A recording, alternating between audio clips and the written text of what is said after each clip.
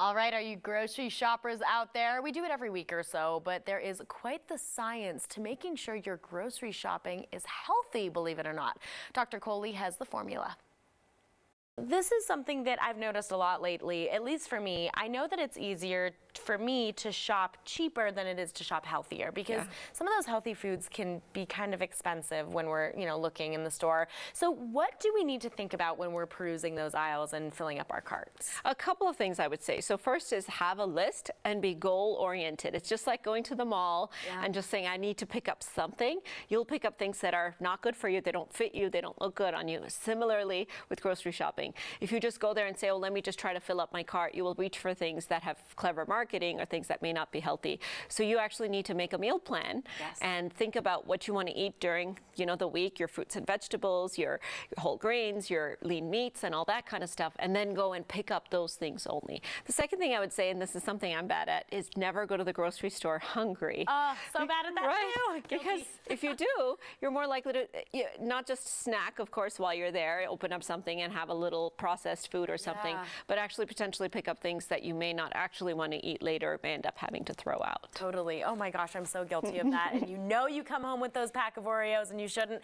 Okay, That's right. I always shop online. I always, do my grocery shopping on the apps and then go and pick it up after work or something like that because it's convenient. But do you think that this is a good thing or a bad thing? Should we be doing it in store? What do you think? I'm going to slap you on the wrist here, Danny. Really? Yes. Okay, yes. Tell me I am a strong proponent of going to the grocery store for a couple of reasons. The first is that the quality of the produce that you pick up is really important. Okay. So the type of food and the quality of the food that you pick up, including the portions potentially, if you're thinking about buying grapes and you buy this many instead of this many, which is really what you needed, I think is really important to do. The second is, what are we doing when we're grocery shopping?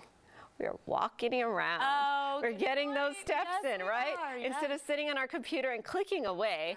And so actually I often have patients who tell me I'm getting more short of breath at King Soopers than I used to be. So not only does it get those steps in, it also can elicit things, like when you're carrying those heavy groceries and stuff out to your car and everything.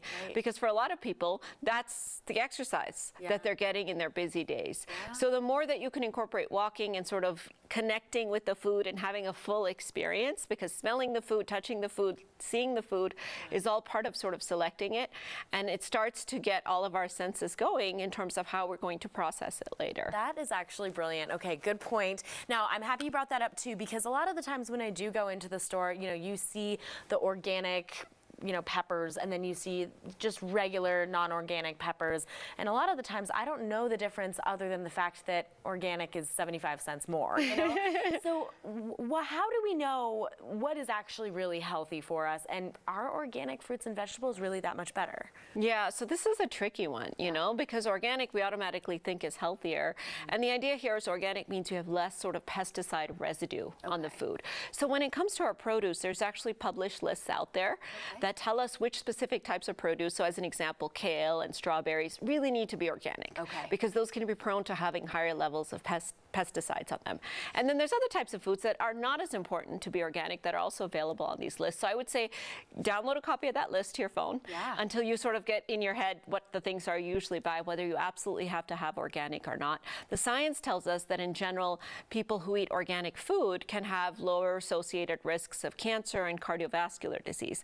But we don't know if this is a causation or an association, meaning they're just healthier in general and they're doing other healthful things that are also leading to less disease, or if it's actually the organic food itself. So I would say certain things it's important to sort of be organic on, but the others I think you can be a little more flexible. When it comes to figuring out whether something is processed, this is really, really important. Yeah, because processed and ultra-processed foods are what really is the reason America's obese. Most of, modern disease is a result of these foods, and it's hard for us to tell. So the first thing I do is look at the ingredient list, especially if something's in a box or a bag.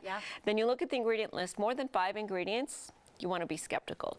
If it has ingredients that you don't normally cook with, like yellow number 3, or high fructose corn syrup, or maltodextrin, or whatever, you want to be a little bit skeptical of those. And then the third thing is just sort of picturing it in nature. So an apple, you can picture that in nature, right? A piece of beef, you can picture that that came from a cow in nature.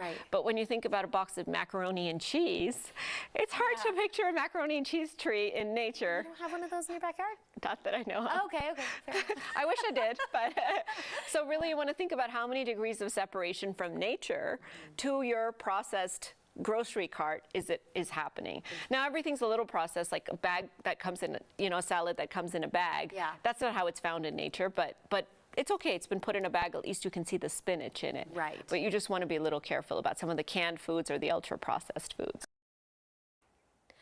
Yeah, sorry guys, no macaroni and cheese tree in my backyard either. Okay, if you have a topic or question for Dr. Kohli, send us an email, mycoco@9news.com, and put Kohli in the subject line. Your topic may just end up on the show.